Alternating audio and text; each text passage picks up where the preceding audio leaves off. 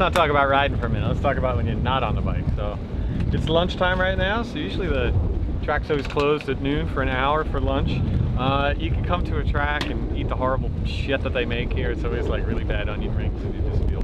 I think a good track day, a good race weekend is all just about having your comfortable setup. A little barbecue, Walmart, 20 bucks, and there you go, right? We're turning up the speed on our culinary game. So today, we're doing veggie burgers.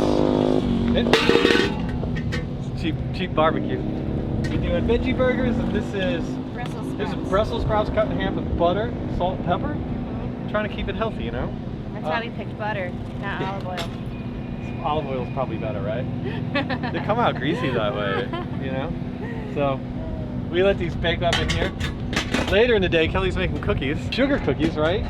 Yeah. Sugar cookies on an electric griddle because we have a generator. Now the thing with the cookies is you make one half for you and you give the other half to the corner workers and the tech inspectors and stuff. When you're racing, bribes go really, really far, and some of the best bribes you can give are cookies. So, Pritch another tip. It's very good. It's very helpful.